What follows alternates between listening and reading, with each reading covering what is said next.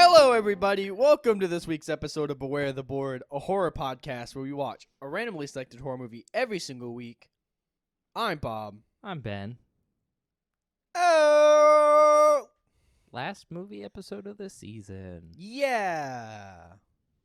Woo! You excited? I'm excited for some new randoms next season. New randoms? Yeah. You didn't like Maybe. this random? Maybe some cannibals. No. Look, I get it's an ongoing bit with this whole cannibal thing and how much you want them. It's not a bit. I'm the most excited for that one. There's no bit involved. Your pain and suffering is just like the cherry on top. I guess it feels like a bit to me because it's only because you hate me. I don't hate you. Well, you want to see me suffer. Yeah, but those are unrelated issues, right? I guess. Two things can be true. Okay. I mean, I'm excited for the end of the season, mostly because I'm gonna be honest. Like, I get why we watch the Berserk movies this season. It's cool. I want horror movies back on the podcast, please. They were horror movies. They were horrific. In animal rights violations, maybe. Exactly. Horrific. I'm just like, ugh. I don't know. This season has been lacking in horror, but not been lacking in interesting films, I guess is my point. And I want some more horror movies on the podcast. That's not my fault. I told you my category is not No. horror related. And then you went and chose not horrifying enough. True. That's fair. My next season categories will be horrifying. Trust me. And mine is something that a Oh, lot of people fear, You keep saying but this. some people love. And I don't know if it's a weird sex thing or not. And I don't. No. The way you're reacting says no, so I don't really know what you're getting at. Anyway, that's for next episode. I so think you might be afraid of it. I probably am. Is there anything you want to talk about before we get to the podcast part of the podcast? Where we, watch a movie and talk about it? No. No? Okay, I have a list again. I'm getting better about writing stuff down for this portion of the podcast. It only took a year. Yeah, it only took a year for me to start actually attempting to have conversation points during the podcast instead of just spitting silly like a maniac. There's that new hit series coming out, Welcome to Derry. They released a trailer. Have you seen it? I haven't seen the trailer yet, but I haven't I don't either. watch trailers. I send you trailers. I didn't send you this one because I forgot. I watch the trailers you send me, but I don't go out of my way to watch trailers because I'm like, there's so many spoilers in them. No, there Not is. worth Yeah, it. I haven't seen the trailer, but I thought I'd bring that up because that's cool. It's interesting because I think it is a mini series. Like it's like a episodic TV thing and not like a movie, That was my understanding of it. which means they're kind of going back to the original No, because that's like a mini series, right? it's a movie. I mean, it's a made-for-TV miniseries, which is just a movie. Cut up into parts. Yeah. Okay. It's an extra long movie cut up into parts. It's Okay. usually what a miniseries is, essentially. I just thought I'd bring that up because I know people liked what was it, 2016? When did that first one come out? I want to say 2016. I want to say 2016 too. But the new It series, that like the two movies that came out, people like those. I've seen them. They're okay. They're okay. Yeah, I mean, so that's coming out soon. That's kind of cool. Yeah. Next one is, well, actually, I'll lump the video game stuff together because one of them is horror, one of them is not horror. It's just something I want to fucking talk about. Have you seen this game, Lethal Company? Yes. It's okay. I know some people will maybe call me a baby. I've played it. It is a horror game. This game is so fucking ridiculous, Benjamin.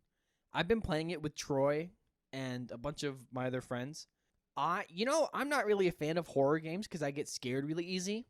This game has me fucking shaking in my boots. I'm really excited for the one day I can set up my VR headset. No, we're not doing that. And we'll throw you in Alien Isolation. Ben, I'll shit a brick. Like, I'm not even joking. We've been playing Lethal Company. For those of you that don't know, Lethal Company is a game where it's 4 players, which actually, we already have mods. We've had like 10 in a lobby already. And you basically go from planet to planet, and collect junk, and bring it to your ship to fulfill a quota. And on these planets are horrible, horrible monsters. Like giant spiders, or a thing called a bracken, or actual just giants, and like sandworms and horrifying creatures. We've been playing that a lot recently. That game is so terrifying to me because it has proximity chat. So you'll be like standing around collecting loot with your friends, and then you'll just hear a scream off in the distance, and you go, "Oh no, someone's died!" Proximity chat is Bob's greatest fear. Oh, because being alone, man. You'll be with 10, like 2 people in a room. They'll wander off, and then you'll go, guys, and there'll be nothing except for you and a monster, and it's fucking awful. So if you're into horror games and you like Shitty horror games. it is shitty, but it's shitty in like the best way possible, because it's just like it's like crusty in a good way. But if you're into horror like multiplayer games and you like to have fun with friends, I highly recommend you check out Lethal Company. It's been a really, really good time. I've been having a blast. Super easy to mod. Like, we have so many mods already, and we're already doing crazy shit with them. So I thought I'd bring that up, because that's sort of horror news. It's like a horror video game thing. Because I honestly couldn't tell you the last horror game that came out that was... I mean, Lethal Company's big. Like, I've been seeing tons of clips on TikTok and on Instagram and stuff of people playing it. Like, it's super popular. So I mean, people like it. I've been having fun. We should play. You should buy it. It's $10. Ugh. So much money. I feel like you'd have fun if we played it. I mean, don't fair know. enough. We have other things we need to play. Yeah, you're Anyways. absolutely correct. You're totally right. Next thing. The Game Awards were 2 days ago, as of recording. Baldur's Gate 3 won Game of the Year, Wow. which is so cool. So interesting on our horror podcast. Well, I just wanted to talk about it, okay? Look, this is my time to talk about things. That's fine. I'm just like, that is the least horror-related thing you could have told me in this moment. It is. And also not surprising at all. Look, I'm just bringing up news, man, which is what this portion of the podcast is for. Yeah, horror news. Okay. I'll skip over the Baldur's Gate 3 splurge. That's a great game. Go play it. Blah, blah, blah, blah, blah. Anyway, this is actually horror news. Finally. Did you see that Godzilla Minus One surpassed Oppenheimer for best film of the year on IMDb via ratings? I did not. That doesn't necessarily surprise me, though, because Godzilla Minus One is a monster movie, Well, and what I'm getting at Oppenheimer is not. first of all, that's crazy. Like, from what I could tell, no one really expected it. They extended the American run, like the U.S. theater run of Godzilla Minus One, because people have been watching it so much. Like, it's doing really well. But also, I was curious about this because I saw this from a Twitter post. Godzilla Minus One had an estimated budget of $15 million. If you look it up, I Googled it. I did my own research. Basically, everywhere is reporting $15 million across the board. Yeah. Apparently, one of the producers or someone that worked on the film put out a statement that was like, he denied, it was Takashi Yamazaki, reportedly denied reports that Godzilla Minus One had a $15 million budget and said, I wish it were that much. So, allegedly, they made that movie for less than $15 million. And from what I've heard, it's incredible. Like, I've only heard good things. And it makes me so excited for when we go to watch Godzilla films. Yeah. Not really horror movies, though.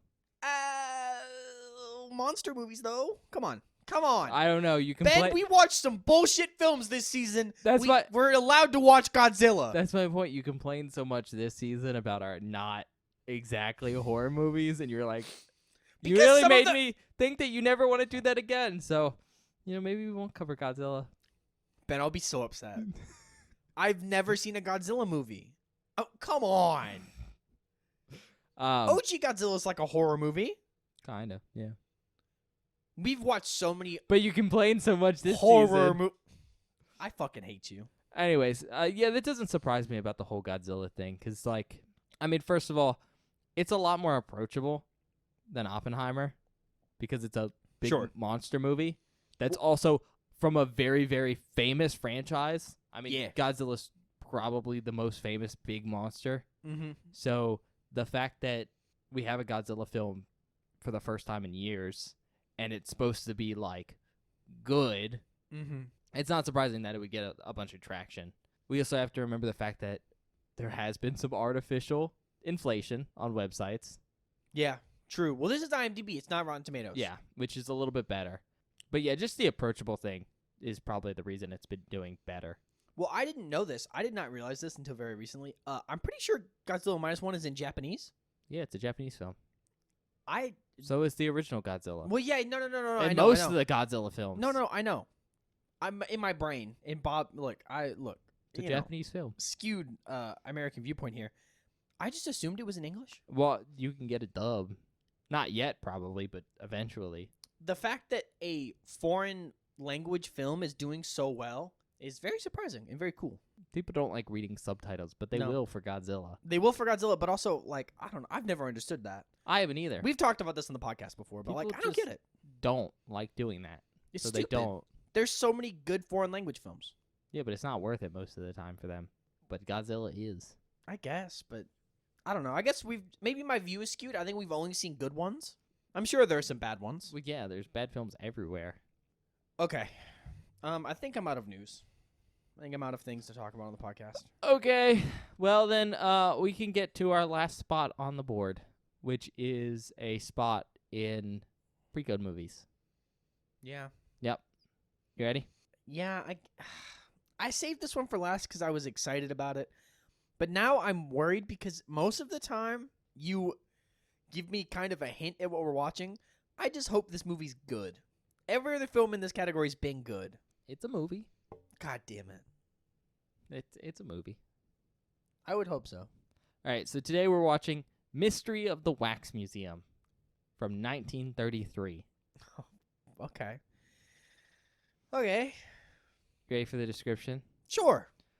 Nothing creepy has ever happened in a wax museum before. No, yeah, might be the scariest film that from this category for sure.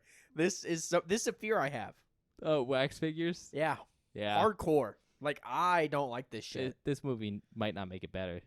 Oh, great. It's an hour and 17 minutes long. Oh, it's So a little, little It's short. pretty short. It's passed. Yeah. IMDb gave it a 6.8 out of 10. Tomato Meter gave it a 92%.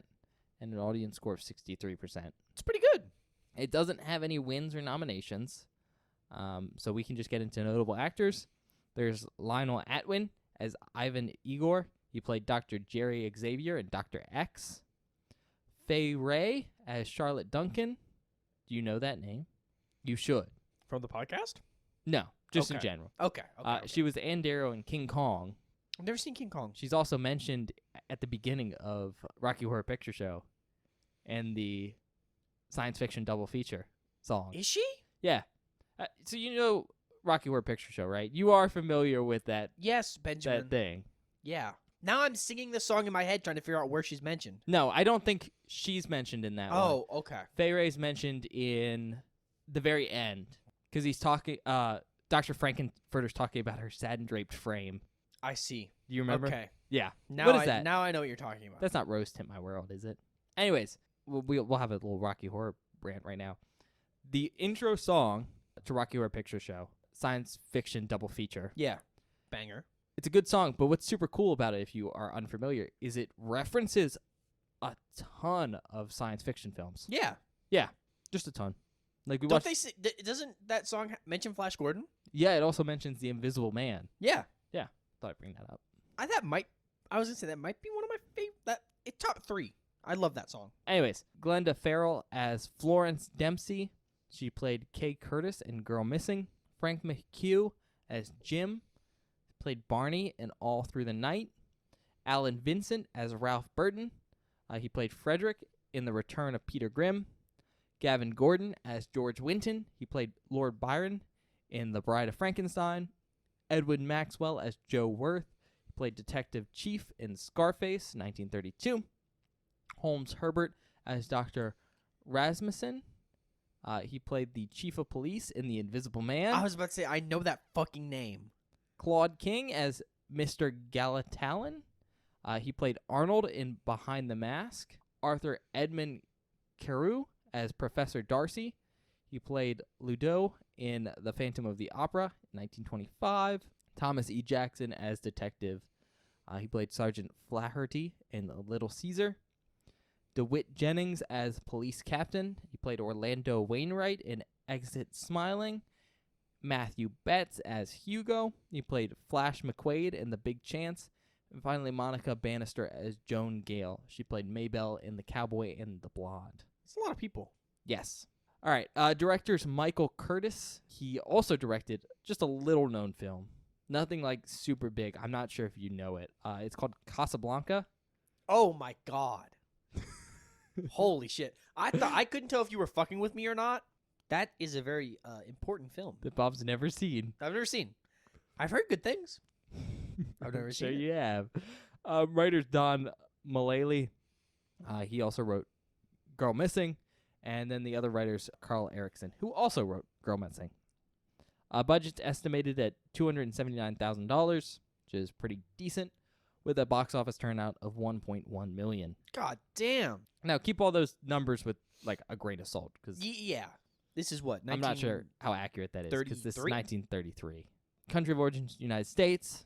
Tagline: images of wax that throbbed with human passion. Almost women, what did they lack? I don't like the word throb being used there. But Throbbing? that's fine. Throb with human passion? Get out of Yeah. here. So, there's a lot of interesting facts about this film. I'm sure there are. Straight off the bat, this film is one of the last 2 dramatic action films shot in the 2-color Technicolor. Oh. The other is Dr. X, which we talked a lot about on this season, at least in the pre-code category. Mm-hmm. We've referenced a lot of people who were in it. Mm-hmm. And in fact, it was almost in this spot. Oh, really? Yeah.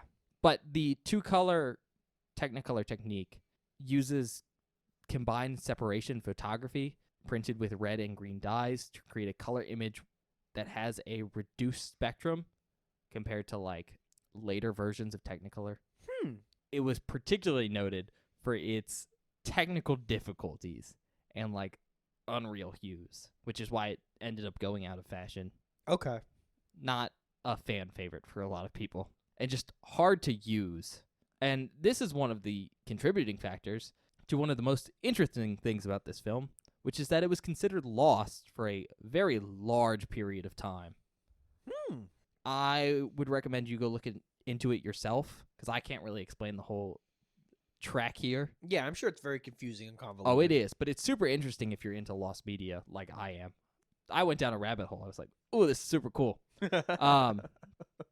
But it was considered like almost completely lost until the 1970s, Oh my god. when a copy was found that was like good enough for reprint. However, all the reprints from that copy were considered to be pretty bad. Okay. They had a number of issues, including just damage, intermittent splicing, and even missing footage just from like degradation and stuff. And it wasn't until 2019 when the Film Foundation sponsored a digital 4K restoration of the film by the UCLA Film and Television Archive Oh my god. with funding from the George Lucas Family Foundation. Oh, that's cool. And so this version from 2019 was created from the 1970s print, a French work print of the film that they discovered in the early 2000s, which notably had a lot of issues. Like, I think the whole thing was green or something. What? Like, the it wasn't fuck? usable by itself. And then they even sourced audio from other films with the actors in it to make up for missing audio and create, at least as far as they were concerned, the most accurate and high quality print possible. Wow, that's fucking cool. That's the version we have, because they sell it on Blu-ray and stuff now. And I'm just going to put this out here. This film's kind of hard to find. Like, you can't stream it anywhere. So if you want to find it, you do have to go buy it. So you own this on Blu-ray? Yeah. Sick. Aside from that, I think the only other thing to note is that this film is based on a short story that was unpublished titled The Waxworks, and that was written by Charles S. Belden. Okay. So, Before we start the movie, Mhm. I have a question. Aren't there, like, are there remakes of this movie, or are there just movies with similar concepts? okay, I was trying to decide when I was going to bring this up. I was going to wait until the end, but we can just go over this now Okay. if you want. So, there are remakes, and you guys Mhm. can't see it, but I did that in quotations, of this film.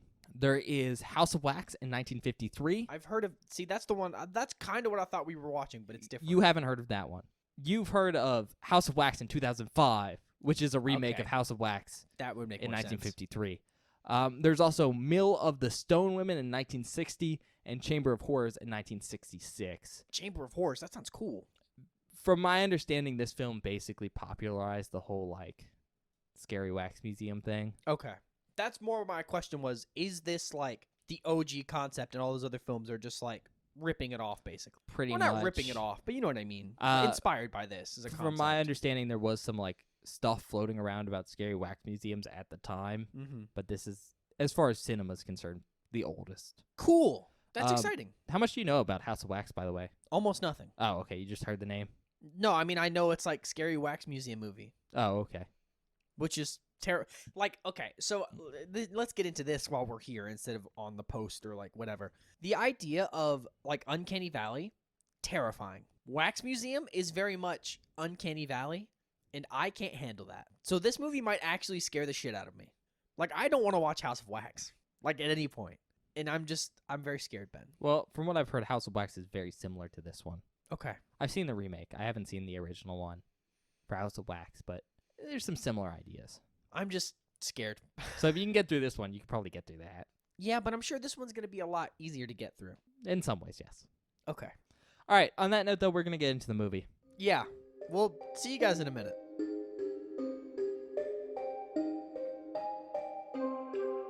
Hi, everybody. Welcome back. We just finished watching Mystery of the Wax Museum. Yes. Okay. I thought it was at, but it's of. Yeah, it's Mystery of the Wax Museum. Of the Wax Museum. Yep. What you think? Okay. I told Ben this already, because we talked after the movie. It was fine till the end of the movie.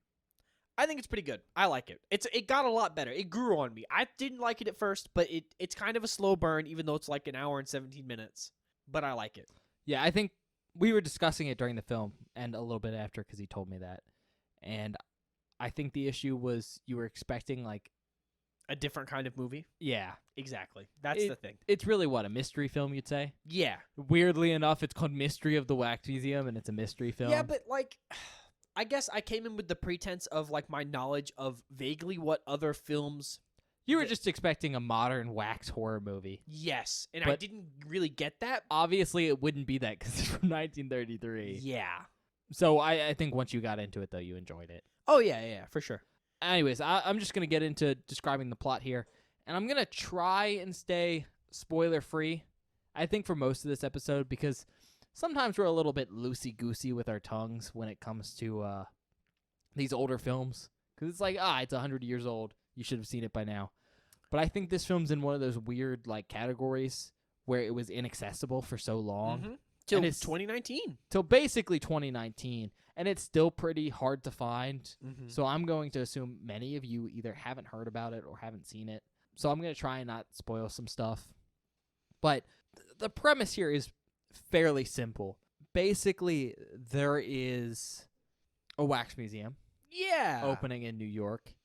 And at the same time that this wax museum is opening, there's also been some corpse disappearances Mhm. from like local morgues. And really where the whole investigation comes from is where are these bodies going? Like, who's stealing them? What's happening there? But also the fact that some of the wax figures look like the disappeared bodies. So it's like, what's the relation? Who's related? Who knows Mhm. what? So yeah, that's kind of what's happening. And that's being investigated by a reporter. Her name's Florence. Yeah, that's basically it. Yeah. It's kind of hard to describe without spoiling too stuff. much. Yeah. Yeah. But on that note, though, we are going to get into the actual, like, talking about this. So, spoilers going forward. We'll try not to have anything too big here. Yeah, I don't think we need to. I think I know what you're like hinting at us spoiling. We don't need to cover that But I don't think we're going to cover any of the big spoilers. because So, like stuff honestly, at the end, you know? we can leave it Yeah. because it's pretty cool. It is pretty cool. I will say, the end of this movie is pretty rad. The end of this movie makes up for how it's not boring. It's just a slow investigation film. Yeah. So, on that note, I think we're primarily going to be talking about some of the things we noticed about the film. Mm-hmm. Because, again, it's a slow investigation film. So, there isn't, I think, too much content we specifically want to talk about. But Yeah. there is some interesting stuff you see. And straight off the bat, the thing I want to bring up is the color palette of this Mhm. film. I wanted to say this during the movie, but I saved it. This reminds me of. So you ever play Fallout 3? It's all greenwashed A little bit. and like weird. This film is very much in the same vein. Yeah, all the colors look washed out. Yeah. Like, they aren't very vibrant. They don't pop. And there's a green tint to everything. And it doesn't come through all the time. But No. especially on, like, really dark colors and whites and stuff, Mhm. it's there. And it's really, really interesting. It's cool. Like, you get used to it after a while, and your brain interprets it as normal. Mm-hmm. But it is a very distinct look, and I kind of like it, I like it too. all things considered. But it really reminds me of some early German Expressionism films, Really? and just some really old films in general, because we don't think about it nowadays when we're thinking about black and white film, because we're like, oh, it's black and white. But back in the day, there was a lot of like colored film that was in black and white, where they would color the film like a solid color instead of just black and white, because it was more interesting that way. And this vaguely reminds me of that, because it really is a very distinctive thing. Oh, yeah, for sure. Here, I'm going to slide you my phone. Look at Fallout 3. Yeah, kind of. Yeah. Same, like, weird green, like... The colors aren't as washed out, though. They're not. It's not as washed out, but it's that same, like, green tinge. Yeah. So, yeah, that's probably the first thing you notice about the film, especially because it's everywhere. Yeah. But the next thing I think I want to bring up, because it's in a similar vein, is the sets. Oh, my God. They're fucking bananas. The sets are kind of weird. They look, I don't know, kind of like German Expressionism stuff. And Bob used a term during the movie that I think was pretty apt. They kind of look like, what, liminal spaces? Yeah, they look weird. They look very... You know what? Here's another thing. It's the architecture. It's very specifically the Yeah, architecture. They look sort of like... Have you ever seen those liminal pictures of, like, pools? Yes, not even pools. I'm just thinking of, like... What is it? Like the back rooms? Yeah. They look back roomsy. Where it's all these weird angles and Giant, like, flat surfaces, super square. lots of shadow. Yeah. And it really does combine with that whole color hue thing we were talking about with all the greens to create this really, I don't know, monochromatic feel to everything. Like, everything feels like it stretches on way too far. Everything, it feels so flat. Yeah. And It's expansive. so weird. And so I thought there was a nice playoff between those two things. The other thing, though, that we found about these sets, particularly the, shall we say, more mad scientist parts of the set, Oh, my God. is that it felt like a Scooby-Doo movie. Oh, my God. It feels like Scooby-Doo. Well, not a Scooby-Doo movie. Like the old Animated Scooby-Doo cartoon. Yes. Like Scooby-Doo, Where Are You? From what, the 70s? Yes, bro. There was bubbling beakers everywhere, just randomly in the backgrounds of certain shots. Some barrels with some, like, copper wiring connected You to know them. how in Scooby-Doo they would explore, like, a haunted house and then they would find, like, the mad scientist lair in the basement? That was, like, this movie. Yeah, just random parts of the set. It's like, why is this here? I don't know, but it's cool. It looks cool, yeah. Like, Oh, look, here's this door that swings open. That's a wall. Yep. yeah. Oh, there's randomly eyeballs looking at you through the wall? Like, what is going on right now? Never explained ever. Never. We don't even know who that was. So yeah, long story short, the setting and just the color palette I think really combined to give this film a nice little, I don't know, macabre aesthetic. Yeah, I don't know how. It has a good vibe. And it But was I don't know what vibe to call it. it was a vibe, but it really did fit this film. And I think was probably the biggest thing that sticks with me about it. Yeah. Aside from that, the next thing I really want to bring up here is some of the character interactions. Specifically Florence, who, I forget her actress's name. I don't know. Glenda Farrell, I believe. Her character talks So fast. so fast. Oh my She's God. a news reporter, and she talks like a stereotypical news reporter from the 1930s. This movie reeks of the year 1933. Like, just super snappy dialogue. Mm-hmm. And Bob was really into it and her character, but it was just wild. Because Yeah. just so much was coming at me all the time. Mm-hmm. And I did enjoy it.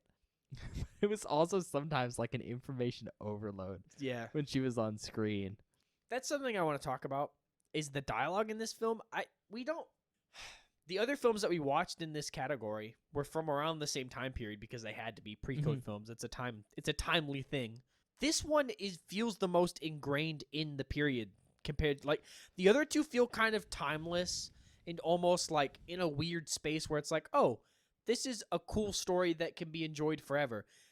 There's so much of this film where I went, I need to know about the 1930s to understand what is happening right now.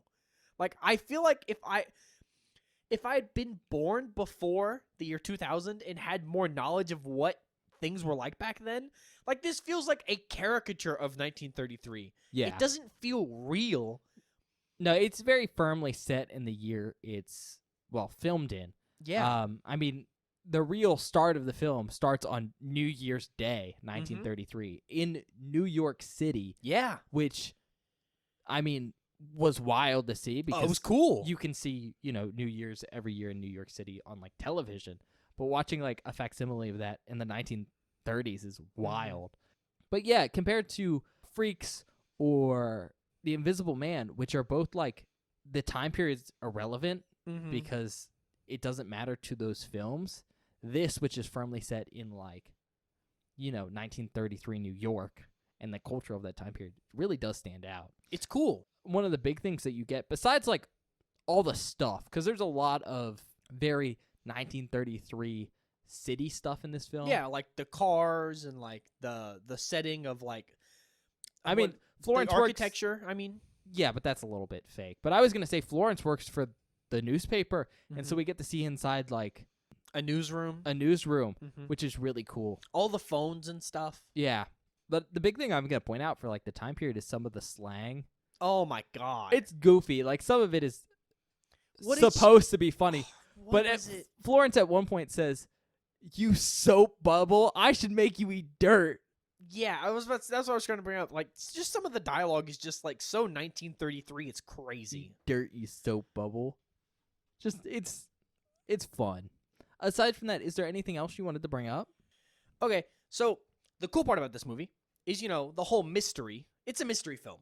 It really is. Yeah. It's like a mystery investigation film. You're following this reporter and It her doesn't. friend. The wax museum's secondary. Yeah, which is weird. Yeah, we'll talk about that in a minute because there's something else I want to talk about that for. But we get to see the bodies get stolen, or at least one of them gets stolen. One, yeah. And it's stolen by this really cool looking like monster man who's never given a name. We called him like a skulker. We were just calling him the skulker. We didn't really know what to call him. Guy. He's just a guy, man. But he looks really cool. He looks I said he looks like the Creeper from Jeepers Creepers, kind of. It kind of reminds me of Mr. Hyde from like Dr. Jekyll and Mr. Hyde, or don't really know. the Phantom from Phantom of the Opera, Yes, kind where of. he's just skulking around in the shadows. But he's really cool. I like him. It's like a villain or whatever. He's a cool like monster dude. I just thought we should bring it up because like Bob says he's a monster dude. He has very specifically an interesting appearance. yeah, We'll leave it at that. I like him. I think he's cool. I think he does some cool stuff where he's like there's just some really good moments of him like walking around stalking and like Yeah, and that's being where mysterious and creepy. a lot of the mystery comes from. Mm-hmm. Because you see this character at the beginning of the film steal a body, and then we eventually see a wax figure show up that Looks like the body. looks like that body. But it's like, How is who- this connected? yeah, who's Why this is this dude? here? Like, who is he? is he just like this secretive wax maker? Yeah, we don't know. So It's cool. it's cool. On that note, do you have anything else to bring up? Because I have one last thing. You can hit your thing, and then maybe I have something, but we'll see. Okay.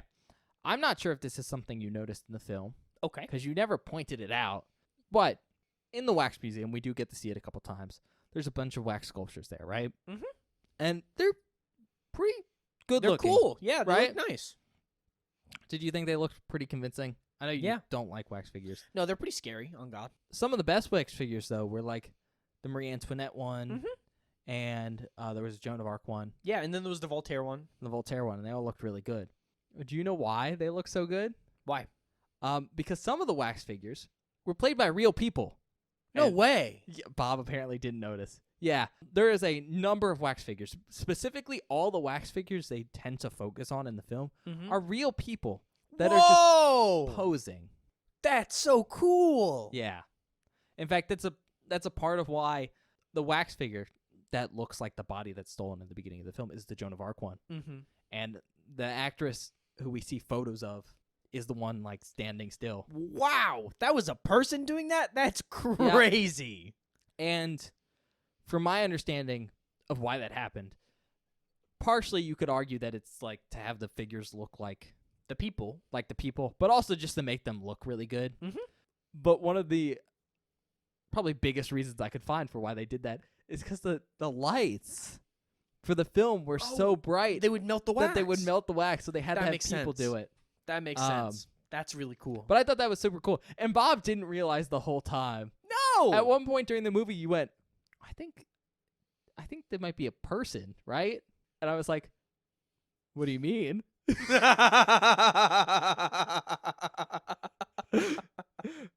That's really funny. So I just wanted to bring that up because I thought it was interesting that you didn't catch it. Yeah. Because they did a good job standing still. No, yeah, I really didn't catch it. There was 1 or 2 frames where I could be like, oh, they moved a little bit, like they breathed. But yeah, it looks really good, especially because they all have their eyes open. Yeah, that was the thing. I was expecting, if I had known that, I would have expected some blinking. Or just anything, I guess. Nope. But I was just like, God damn. Yeah. On that note, though, I don't really have any more to talk about. Because, again, it's a mystery film. Hard to talk about mystery films without spoiling stuff. So, yeah. Do you just want to do your recommendations? I'm trying to think if there's anything else I want to talk about. I don't want us to get halfway through recommendations then bring up something else. Yeah. Because I know that makes you mad. Because I usually interrupt you with it. We haven't talked about. How about we'll cover this and then we can move on. We haven't talked about like acting or anything in this film. All the performances are good. I like them. They're fun. I think. What is it, Mr. Igor? Igor. Well, they say Igor, I think, but Yeah, he does a really good job. Like, yeah. How do I put this? He's kind of a madman, but he's like a madman who's like invested in his work because he's like the guy that. He's just an artist. Yeah, he's like the depiction of like crazed artist who just like is involved in his work a lot. He does a really good job. I think he's really great. Yeah. He might be like my favorite character. Oh, by in the far. film. He's Yeah. super fun. I know you liked Florence, but like Well, yeah. Yeah, that too. Igor's definitely, I think, the one I wanted to see the most. Mm-hmm. But yeah, the acting's, I think, fine overall. Yeah. It just feels different. It's very different. And that's but always not the in a thing bad way. with the old films. They feel different, especially with the transatlantic accent. And oh my everything. god. Yeah, but go ahead with your recommendation, Bob. Okay. If you want a film from 1933, I said this earlier in the podcast. This film reeks of the year 1933. Like, it feels so ingrained in the period. And I also said this, it feels like a caricature of what I expect the year 1933 to feel like in my mind's eye. So if you want a film from around that time, it's a great film to see kind of like an idealized version of what stuff was like back then. It's cool. If you want a mystery film, this film's cool. It's a good mystery film. I like it. I think it has a good like progression of mystery because you get it. It's one of those films where if you figure it out, you figure it out, and it slowly hints at what it's going at until you get to the end. And by the end, it's revealed and everything, and it's super good. It's satisfying. I like the ending. I think it's a good mystery. It surprised you. It surprised me. I think that's it. Okay. I think I have pretty identical stuff here. If you want a film from like the 1930s that is definitely steeped in the 1930s, especially for like horror, I think this is a pretty good one. A lot of horror films from that time tend to feel timeless because the time period they're set in doesn't really matter. Yeah. Like, objectively, The Invisible Man could have happened anywhere around the early 20th century. I was about to say anywhere around this. I'd say the 1920s up to the 30s. Yeah. Roundabouts. And, similar thing for Freaks. Freaks literally could have happened whenever. 1890 maybe? It could have happened whenever. But this film, on the other hand, you can really tell it's 1933. Not only because it's set on New Year's 1933. Well, yeah. I mean, that helps. That helps. Aside from that, though, if you want a mystery film from that time period, this definitely feels like it. I mean, I think that's kind of the biggest thing to go for here, because it's not really scary in the modern sense. No. There's not really horror. It has good creepy vibes sometimes. But it's the vibe, and I think the mystery is the real thing you're going to get out of this film. Mm-hmm.